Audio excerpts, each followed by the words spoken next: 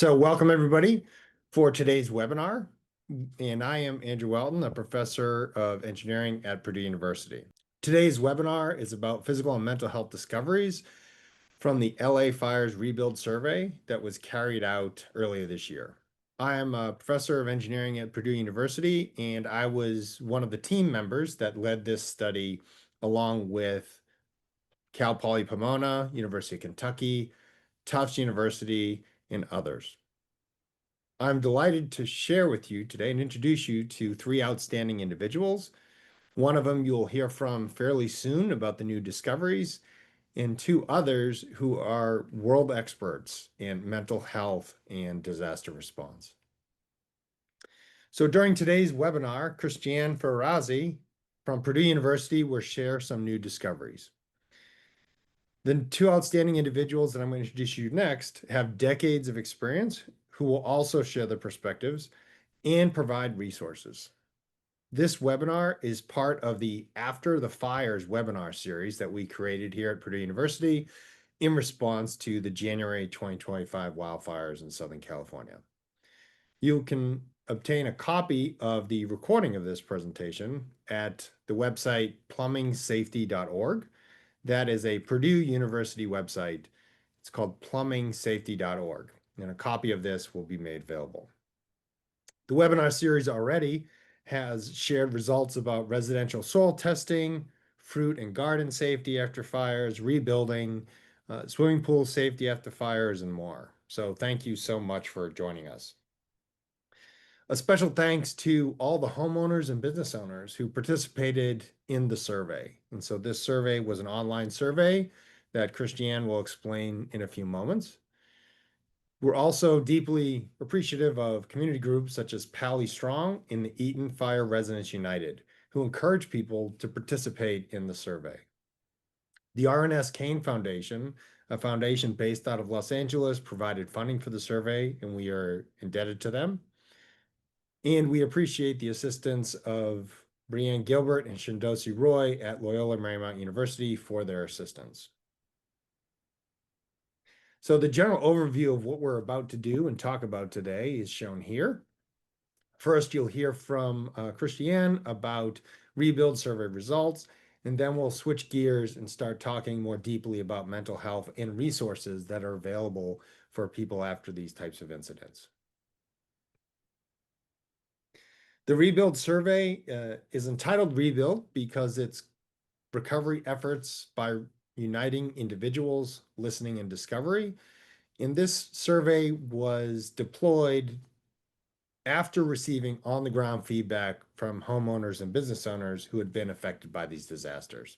So in early February of 2025, we sent a team to the area at the request of the community to start designing the survey to understand what questions to ask, what the needs were or could be, and then we designed this survey and conducted it in that way.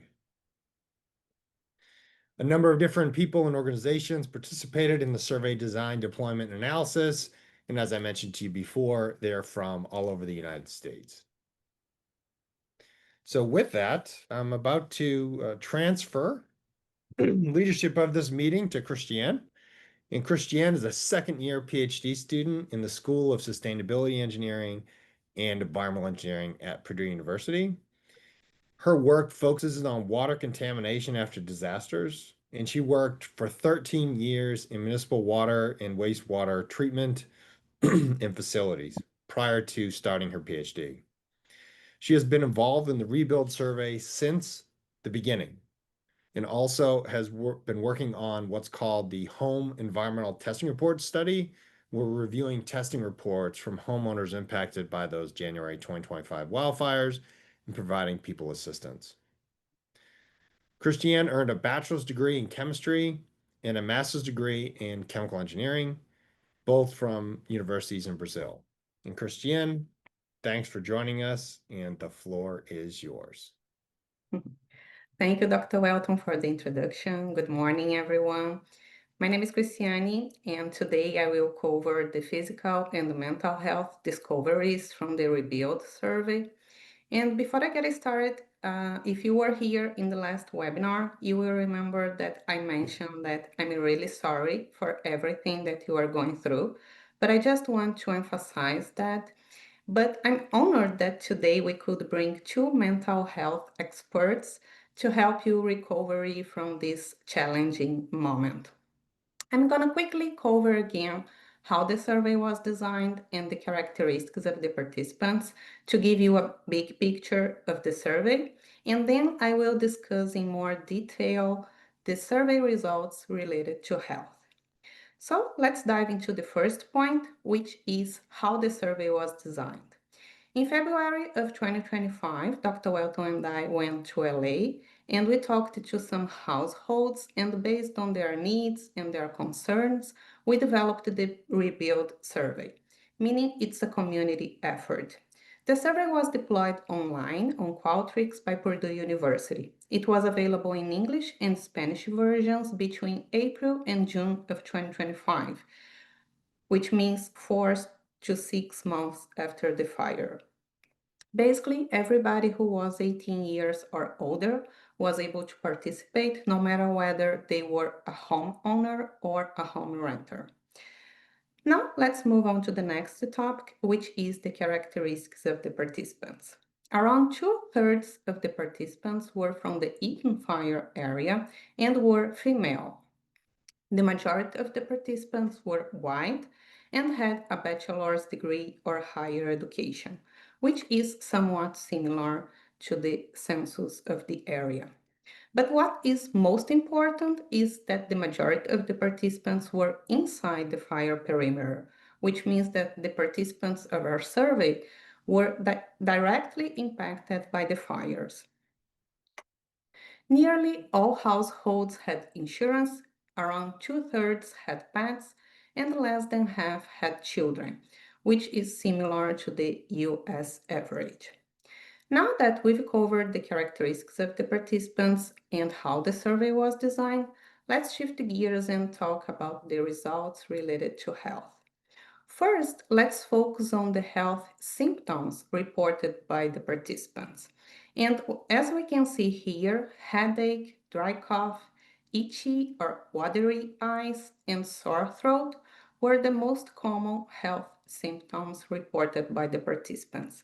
And this matches exactly what was reported by the participants in the Marshall Fire survey, which was deployed 6 months after the fires. And the Eaton Fire respondents reported health symptoms more frequently than the Palisades respondents. If we zoom in on health symptoms and split them by how the structure was affected by the fire, we can see that homeowners with partially burned homes, which correspond to the dark brown bars in the middle, reported the most health symptoms. And this can be for several reasons.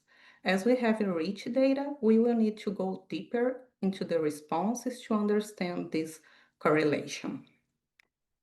Up to this point, we've focused on what has already happened, the symptoms and health effects observed in the past. Let's now shift gears and look forward in time to explore how these past experiences might translate into concerns about the future. The results indicate that every 3 quarters of the households reported experiencing concerns about returning home after the fire. And again, we can see that households with partially burned homes reported the most concerns about long-term health consequences of returning home, followed by standing homes.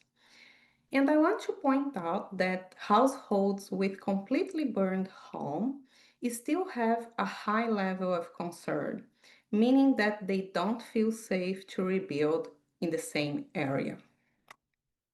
With regards to environmental safety, many of the households mentioned that they experienced anxiety, stress, or depression associated with environmental damage.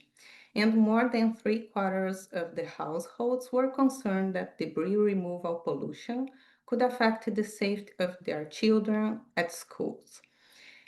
And I mentioned that in the previous webinar, but I'm showing that again because this leads to the next topic, which is irritability within family relationships. And more than three-quarters of the households mentioned that they experienced irritability or strain with their spouse, children, parents, etc. And households with children reported more stress than households without children. That completes my presentation. Thank you so much for your attention. Now I will turn it over to Dr. Welton again to talk about the conclusions and the recommendations. So as Christiane mentioned, 4 to 6 months after the fires, many of the self-reported health symptoms were identical to what was reported 6 months after the Marshall Fire in Boulder, Colorado. And that simply is a testament to the growing level of knowledge and understanding that when people said they were exposed, they were likely exposed to certain contaminants. Many people move themselves out of the situations to avoid going to those places. And that is unfortunately where we are today in terms of the science. But it is a good thing to listen to yourself, listen to your family, and understand what is in the best interest of them. Persons with partially damaged or undamaged homes, as Christiane explained, express the greatest number of long-term health concerns. What we mean by that is that they don't have long-term health impacts. They were just concerned that in the long term, there may be some long-term health impacts. And so to address these issues, of course, better understanding the environment, collecting the data, public agencies acting in the interest of those looking to restore, recover, and rebuild their properties would be of paramount importance. As expected, respondents express stress and strain, especially with family relationships and schools and homes. And what we've seen in the past for other disasters is the way to reduce stress and strain is often through the transparency of data collection. Collecting the right information, understanding the environment, when you identify issues, finding ways to mitigate or remove those issues from the area so that people can feel comfortable moving back in a positive way. And so we will continue to analyze the results and relationships between the households that responded to the survey and the responses.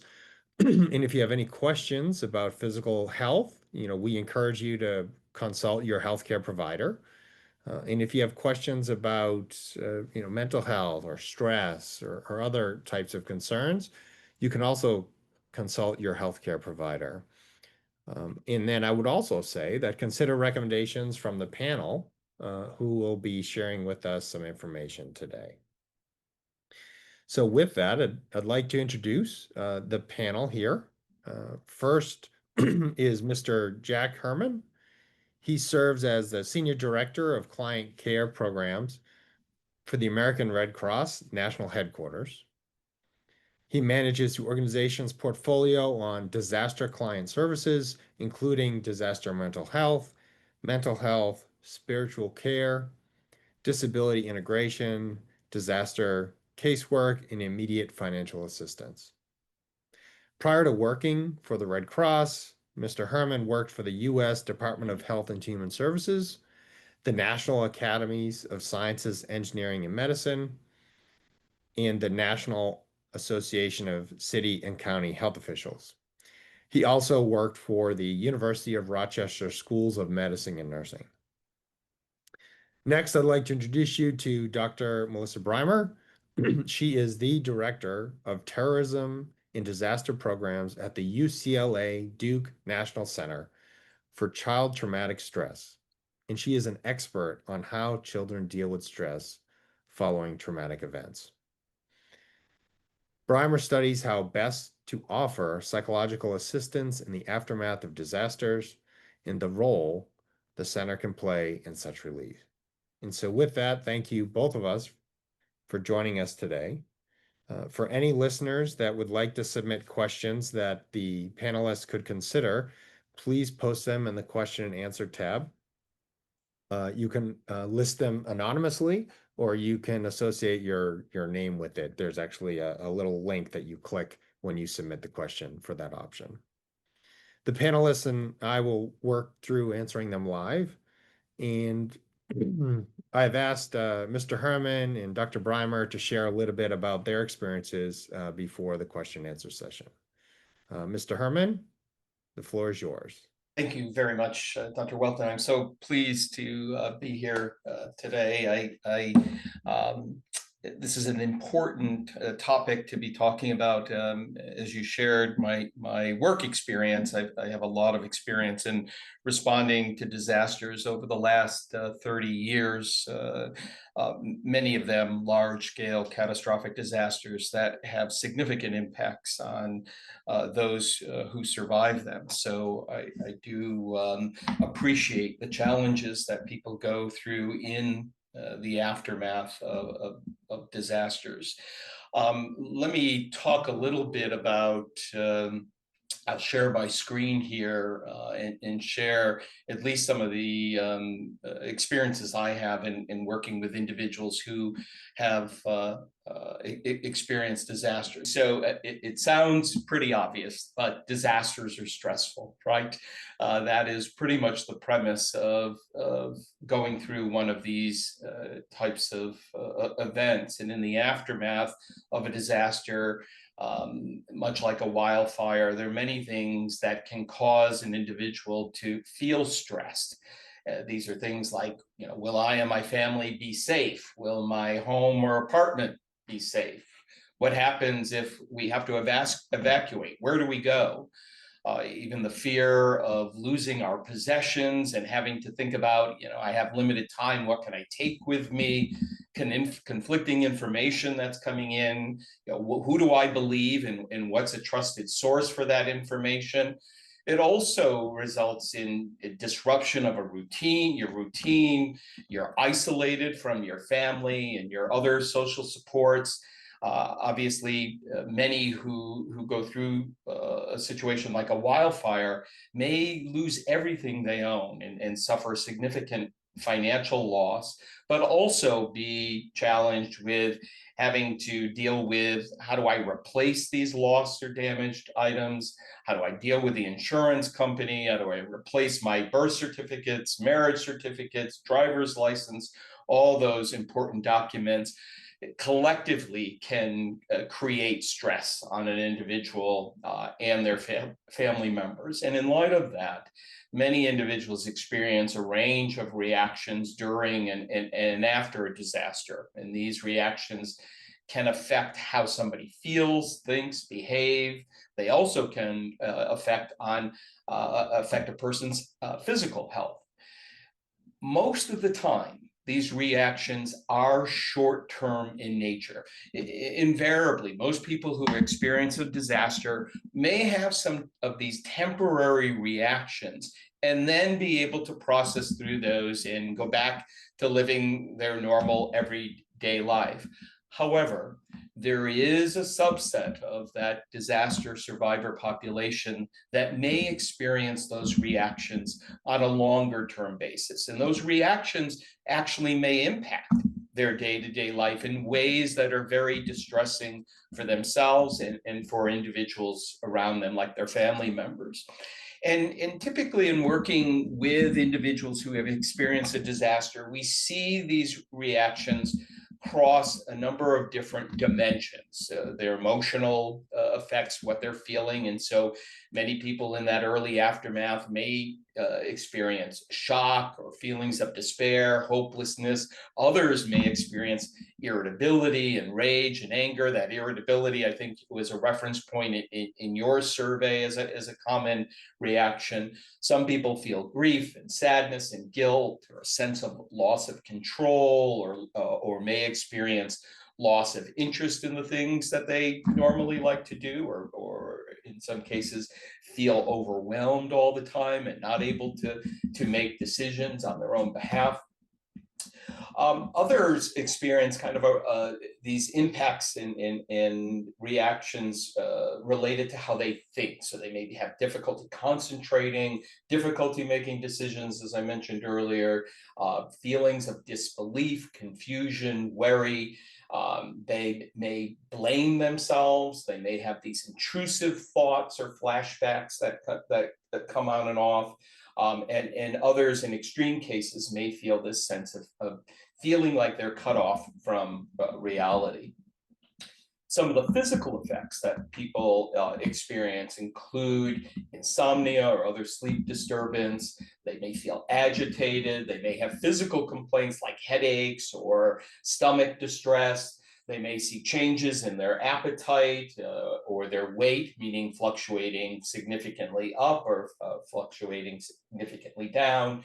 They may experience a startle response. They startle, it noises very easily. They could see increased cravings and their want for caffeine or nicotine, sweets, alcohol, or other substances, and a range of other physical symptoms like lightheadedness, weakness, difficulty breathing, those types of things. And then some of the behavioral reactions that people have may include things like crying spells, outbursts, acts of aggression, social withdrawal or avoidance, relationship conflict issues, school and work impairment. Some may, in extreme cases, may engage in high-risk behaviors that they may not have been engaged in before the disaster. And then others may experience a change in their personal hygiene or self-care. Dr. Welton, do you want me to wait until later to talk through what folks can do? No, I would say now's a great time Okay. since you all have resources for the Yeah, people yeah. affected. And so I think people, again, let me back up. And as I said earlier, for the most part, most people will feel those range of reactions and they will be short term. But if you were involved in the LA wildfires and you're on this call and here we are 10 months later and you feel like you're still having some of those reactions, and those reactions are causing you concern, or they're causing your family members and friends to be concerned for you, or you feel like these reactions are impacting your day-to-day life, getting in the way of living your life as you normally did before the fire, that may be your personal red flag to say, wait a minute, I need to think about what's happening with me, the impact it's having on, listen to what my family and friends are seeing, in me, and take stock of that. And so the first thing that I say, typically tell people that they can do is first be aware. Be aware that you're having these reactions or that your family members are having these reactions. Try not to stick your head in the sand and say, oh, they'll go away. For the most part, they do. But if it's 10 months from the wildfire and you're still experiencing those things, or your loved ones are, that may be a time to take note of that. And are these reactions intermittent, meaning happening just once in a while, or do they really impact your day-to-day life, impact your ability to work, to go to school, to engage with your friends and your family member? That's an important question to ask yourself.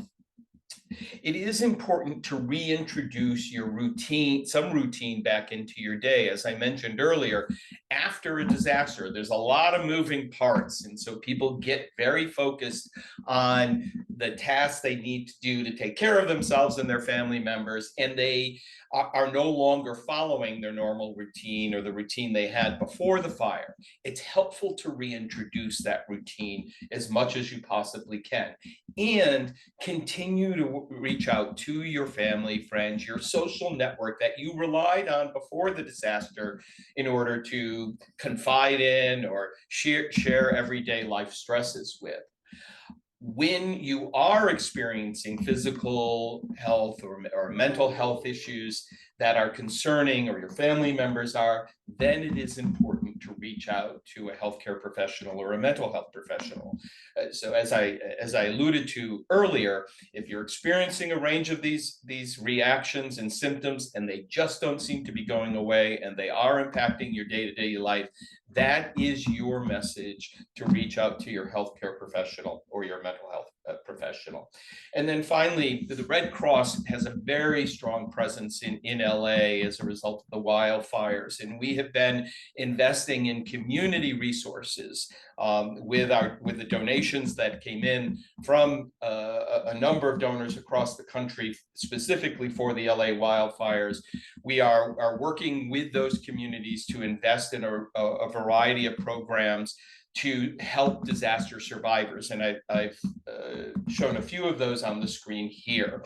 The first is Shepherd's Door, and that's a nonprofit organization that provides a range of services, including mental health services to individuals experiencing domestic violence. We often see an increase in domestic violence after disasters, and so this is an important service, community service, that if you or a family member or someone you know is experiencing, you might want to consider reaching out to.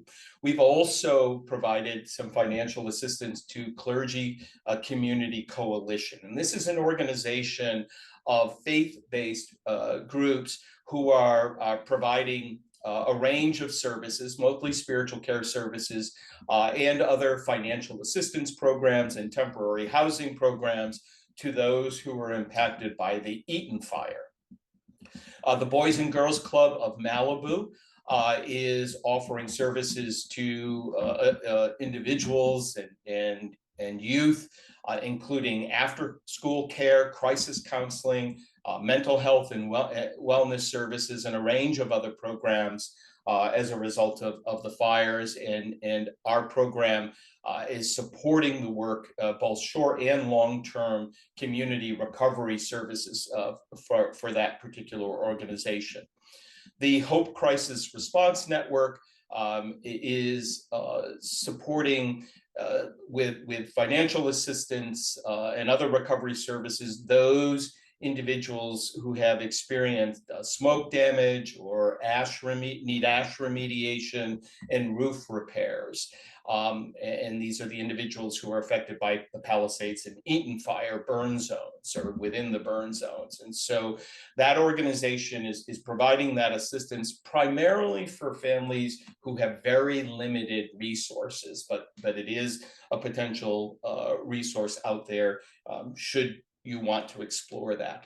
And then the final one is 211 LA. And this is the organization that you can call, and they can help you navigate other services in the community that may meet your health, mental health, or any other human services that you or your family member or loved ones may need. And so just wanted to point you to a few of those resources that are actively trying to do their best to meet the needs of the survivors of the LA wildfire. So Dr. Welton, thank you. Thank you, Mr. Herman. And we appreciate the resources. A copy of the presentation will be available after the file is posted online. So it should be available tomorrow. But the contact information for all the speakers will also be available, so you can reach out to them directly. Dr. Breimer, would you be willing to share some insights and resources that you have, especially since you are deeply involved in the recovery and based at UCLA? Thanks so much for having me here. And I'm here in Los Angeles. I understand what our community is going through, the strengths of our community, and the challenges that lie ahead. Um, and I wanted to share this picture. It's actually from our Paradise Fires from up in Northern California. A artist and a member of our crisis counseling program up there decided to take the keys of every home car, RV that was destroyed in that fire.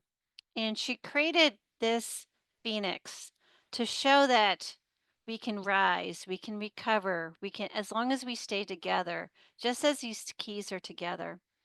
But we also know um, that we lost loved ones in this event. And we want to hold them in our hearts. And as we are entering the holidays, sometimes this brings up their losses more powerfully, and we need to make sure that we always hold them in our hearts, hold them in our discussions, and help people not just from the trauma and the concerns about the rebuild, but also those who lost their lives in this. I'm not going to repeat what Jack indicated about some of the impacts of wildfires on individuals, because many of those are also with kids. But I'm going to talk about a little bit more on what families can be doing.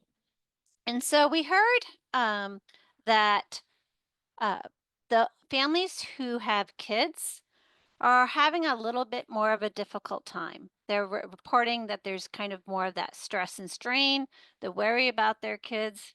We get it. Parents want to protect their kids. All of you have had to make some really difficult decisions. All of us in LA know that moving to a new neighborhood really does mean huge uh, separations because of our traffic. If I move to the southern part of the county, that means I might lose access to my church or to my synagogue or to my mosque. It may be losing some of my community support systems that makes life function for me. And for our kids, it may mean missing out on some of our friends and peers. But I can tell you that even if we do have to make decisions on that I have to move for a year or a few years, kids do okay when we provide them structure. And so Jack indicated routines matter for adults. Well, they matter for kids. We can create new structures for those routines, and we can help them to create new relationships and new friendships and have them maintain their own old friendships. So, part of what we need to be doing is how do we help kids with some of those basic routines? We heard that in the results that irritability is one of those things that came out. Well, guess what? We've seen time and time again that disasters and the recovery after disasters impact our sleep, but we don't talk about that. So, are we helping with general sleep hygiene? Because I don't know about you, but when I don't get enough sleep, Jack does not like to hang out with me. And so our relationships change, our ability to problem solve change. So focusing on one, your sleep as adults, but even our kids' sleep can be important. Helping them with the basics. You guys all know when we feed our body with certain types of food, we feel better.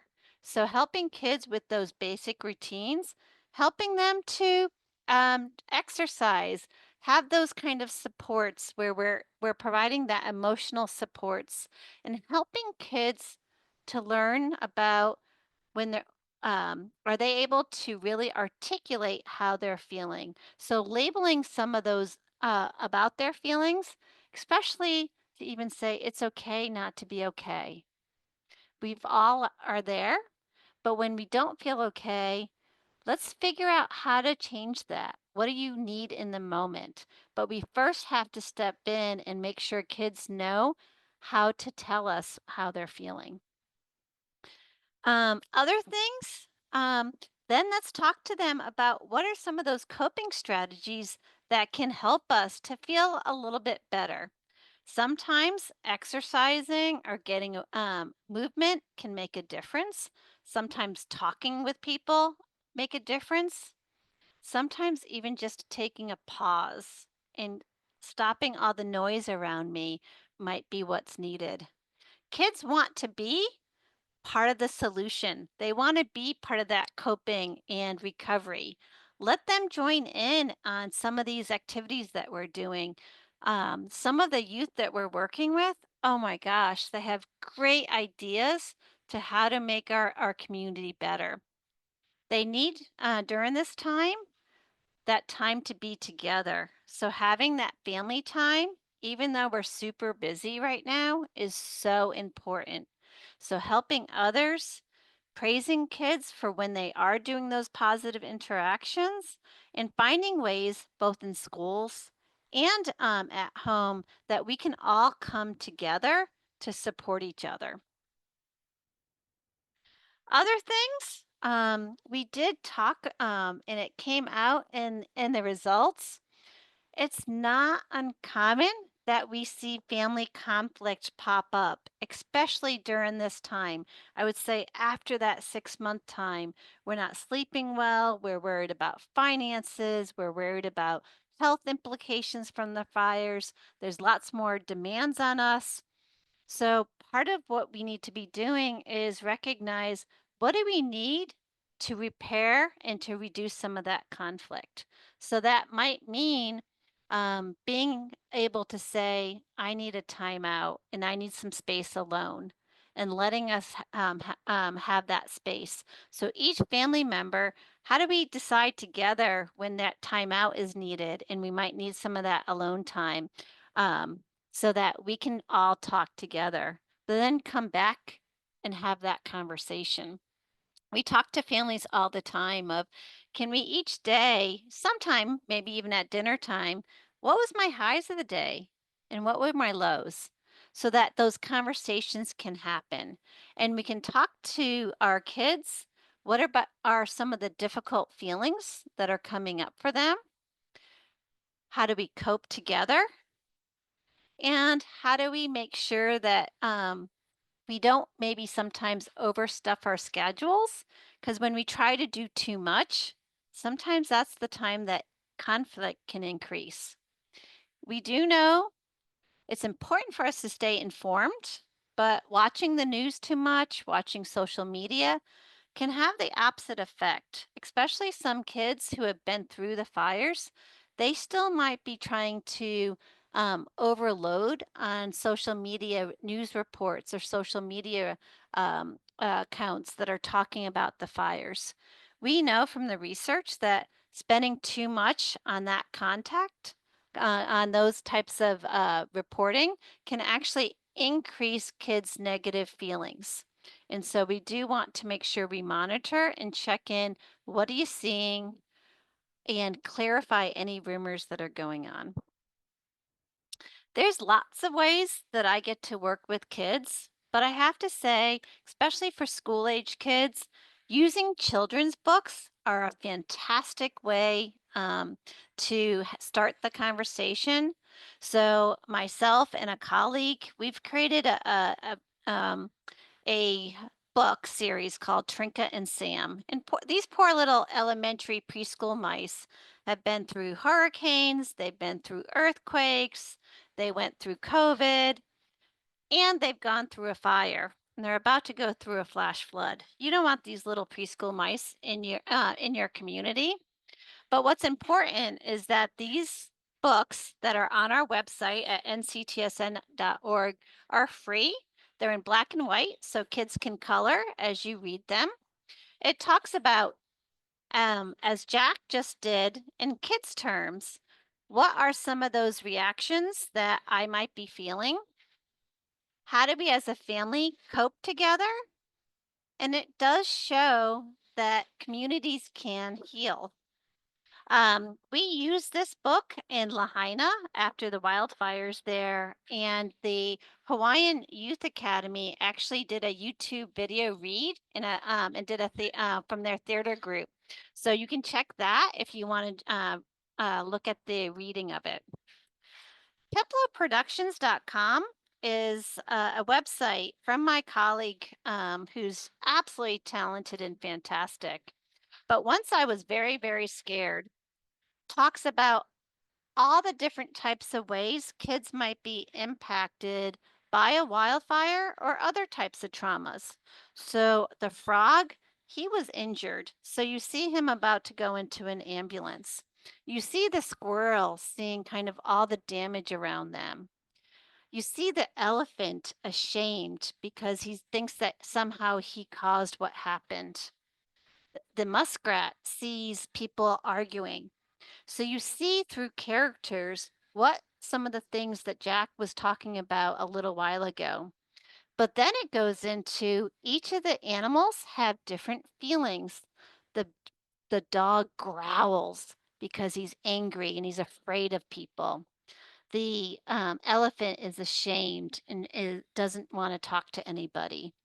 But then it goes further into what can we do to cope? The frog likes to still play. Kids want to play even through all the chaos. The muskrat wants to use his breathing techniques. The rabbit wants cuddles from its caregivers. And so we can ask kids, what animal is most representative of how you feel today? And what coping do you want? What's fantastic is this book, the downloaded version is free. It's in 7 or 8 different languages right now, including ASL. So Trinket and Sam is also in many, many languages. So you guys know in Los Angeles, we're a very diverse community with many languages spoken. So having languages in our local, in the local language of our families is really, really important.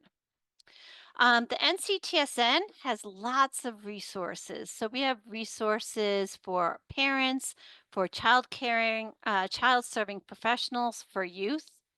We have books on grief and traumatic grief, and there are apps. So the Help Kids Cope app talks about how to help our kids with 10 different types of natural disasters. It talks about it from a preparedness, a response, and a recovery.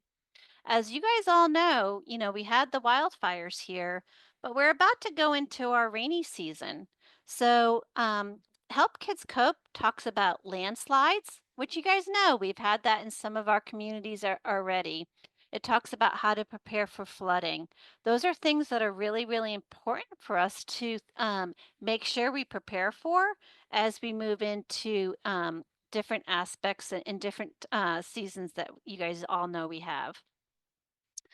Some other resources that we have, California has spent significant amount of money, nearly $4 billion on youth mental health. And it's really important that we think about what digital tools are available to our residents. Our colleagues here have been talking about the wildfires. But you guys know, those of us who live here, we've gone through another type of um, disaster, and that is because of the ice raids and some of the policy changes.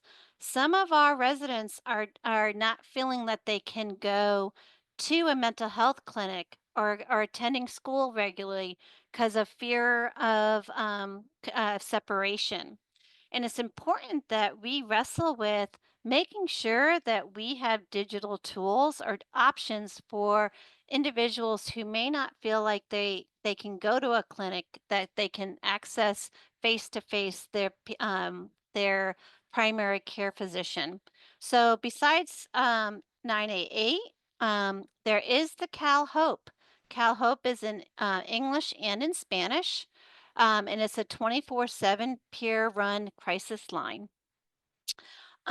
You'll see at the bottom here that our California Youth Behavioral Health Initiative has poured in a lot of money into educational programs because we know that kids are going to be more likely to receive supports in our schools. So they've actually created a kind of a new professional program of how do we help people be wellness coaches. And these wellness coaches can be trained to do basic support, help to do case management with our youth, help with basic coping. They can be they can work in our schools, they can work in mental health clinics. We also have a program where California is working with our schools to make sure that there's a fee payment so that behavioral health services that are happening in schools, that there can be direct payments. So some of these programs and initiatives are in this website. I don't have enough to go into it fully here, but there is a lot of efforts here. Other things, one project that I am a part of is Together for Wellness. Together for Wellness is a website that is for California youth from 13 to 25. We have it in 13 languages, and it's created by youth for youth. We actually ran a youth conference last week, and we had over 100 youth come together from across the state to help us with what do they see as the priorities? What do they want in our website? So immigration was something that was important, recovery from natural disasters, making sure that there are resources for LGBT two-spirit youth, um, resources on substances. That's all on our website, and something to check out. Another resource that we have in California is that we actually have two major initiatives. One is called Saluna. Saluna is a app for any youth in California for free. So you can download it. There are great coping strategies in there, but more importantly, it actually you can schedule or have drop-in one-to-one coaching or actual live support. And this app can connect you to other behavioral health support resources. What's important is this app is not just anonymous, but you don't have to put any personal information at all. So, especially for our Hispanic populations that are concerned about putting any personal information in, that piece of anonymity is so important. Bright Life Kids is for our families who have kids 0 to 12. So this is really talking about and promoting what are these family type of coping strategies that I just briefly talked about. Again, there's that one-to-one coaching and other supports in there. But take a look at these, both the Bright Life Kids for our under 12s and Saluna is directly for our youth. Bounce Back Now. Bounce Back Now is an app that was created by the Medical University of South Carolina. It's both in English and in Spanish, and is for anyone who has experienced a natural disaster, including our wildfires. And so it has coping exercises, breathing, mindfulness, that sleep routine that we talked about, helping with anger and anxiety management. We're about to launch in January our Bounce Back Now app for adolescents or for our youth. So take a look at that. That's going to be coming out pretty soon, but this one's for adults that might be on the phone for us. And I just wanted to wrap up by saying, when we're thinking about, we're at the 10-month mark, making sure that we're taking care of ourselves is so important. So myself and a couple of colleagues thought about when we're talking about our own well-being, what does that really mean? So I've asked us to, sometimes when we go to a doctor, we might get a prescription for a medication. So we might be told to take it PRN or as needed. So we kind of spun that around a little bit, and our PRN is pause, reset, and nourish. So I want each of you to just think for a minute and just pause. I want you to take your first breath and check in on your bodies. Where are you holding your stress? So I tend to hold my stress in my neck, sometimes in my lower back. Second is check in on your mind. Are you filled with worries? or things that are going on right now? Or is your mind calm? And that third breath, notice your feelings. So pause is really, let's check in on our bodies, let's check in our minds, and let's check in on our feelings. Reset. What can we do as we move from maybe spending time helping our kids with their homework to getting food on the table to dealing with back-to-back meetings?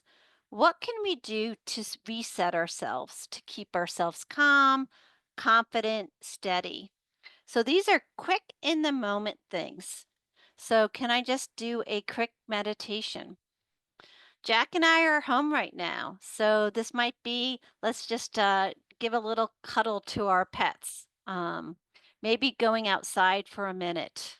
We all have on our smartphone our favorite picture, right?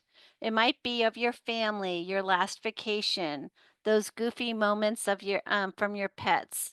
Even looking at those for a minute can help.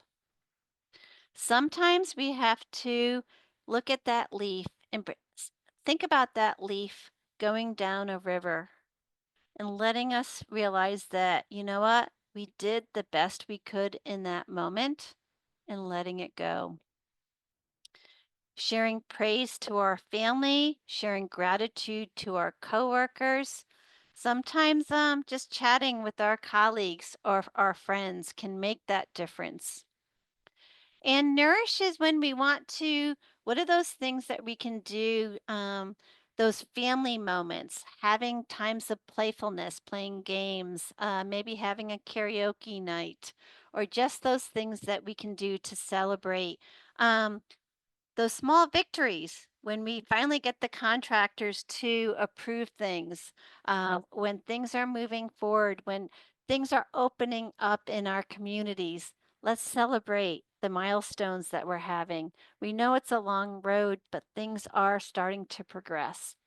And so I just, as I wrap up, we have lots of different resources on the NCTSN website. Here's our website. We also have for our educators or providers, we have a e-learning center, and it's learn.nctsn.org.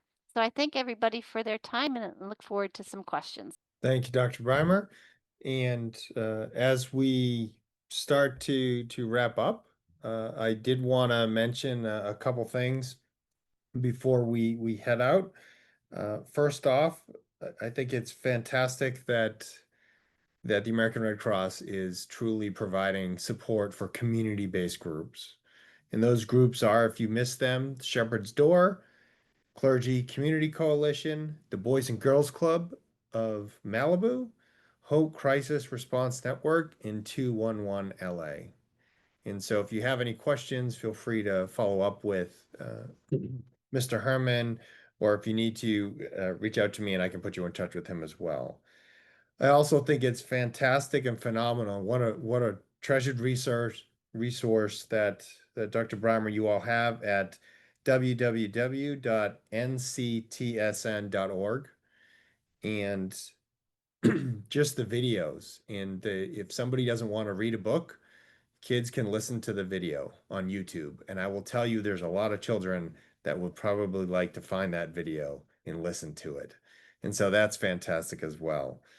And then the pause, reset, and nourish, the PRN, that's fantastic. That approach to kind of centering yourself and understanding what you need and how to kind of use a springboard for the next, energy push that you're going to do where you're happy. And so thank you for that. Maybe one question for each of you as we kind of wrap up. With We're 10 months since the incidents, and a lot of people have kind of transitioned into having some stability and in knowing what they need to know as they navigate it. And they have friend groups that they've established, and maybe their kids are at a school for the time being that they're comfortable with. If a family was coming to talk to you and saying, what do I need to know for the next 2 to 3 months? I guess what word of advice would you have to say? And maybe I'll kick it to Jack first, Or and if then I can answer really quickly. sure, go ahead. One of the key things is there's some really important holidays coming up. Halloween for our kids and, the different, whether it's Hanukkah or Christmas or whatever holidays, we need to make sure as we set routines, it's okay to set new routines for this holiday. We might not have all the decorations or the things that we use for our holidays, so we might have to recreate some of those traditions. But talk to your kids and talk as a family. Maybe which ones can you keep this year? Which ones maybe you might have to put on pause until things are a little bit more set? Or which new ones, because you're in a different situation, that you guys want to bring into your family and maybe keep as new routines? But have those conversations. Halloween's just around the corner. And we know that kids are really excited about it, but we know it's not the same because some aren't going to be able to trick or treat in their neighborhoods as they're used to. Thank you. Yeah, Mr. Herman? Yeah, I think, for me, it's something I said earlier on, and that is, while most folks 10 months later should, see a lessening of some of the reactions that they had closer to the aftermath of the wildfire, if they are continuing to experience those, don't delay talking to your healthcare provider or finding a mental health care provider if you don't have one. It really is an important red flag when someone is experiencing a range of these reactions and they are impacting their life in a day-to-day way or make other people worry about them. you know do good for yourself and reach out and ask someone for help, and at least take an opportunity to avail yourself of those resources that are in your community that are there to help you and your family. Thank you, Mr. Herman. Thank you, Dr. Breimer. Thank you, Christiane, for taking the time to share with us your knowledge and perspectives. I will say, having responded to the Campfire in Paradise, and I met families that their home was contaminated and they had two young kids, and they had many of these questions. Their routines were up in the air. They didn't have family living around them. All of the neighborhood kids were gone because their families were gone and had moved away because they didn't have property and such. And so it was just a trying time for them. But what I do know, having talked with these families and stayed in touch with them, is that they are happy. They recognize that there was a new equilibrium, a new situation that they were in. At the time, they were not happy about it, as they shouldn't be.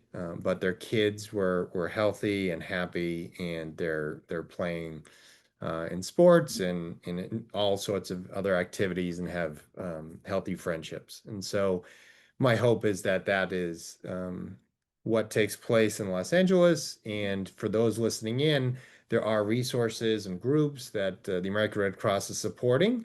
There are also other very positive groups that the American Red Cross hasn't had the ability to support. And so there's also share that information within your communities, and also the UCLA Center, NTCSN, is that correct? NTCSN.org. Take a look at that. There's all sorts of researchers and And resources. and calhope.org for some of the California. Yeah, fantastic. So I want to say thank you again for you all for taking the time to talk with us. This is part of the After the Fires webinar series, and we have one more webinar coming up in the future dealing with environmental testing of homes, lessons learned, and where we're headed. That will be next month. That will be the end of the series, but I encourage you to stay connected to your groups with Pally Strong, with Eaton Fire Residents United, with all sorts of different community groups. They're all doing amazing things and different things. And they're helping not only do the science and testing, but they're also bringing community relationships together. And that's a great way to find out what's going on with other families and how you can find a way into those circles. Thanks again for joining us today. We wish you all a great week. We're signing off. Thank you.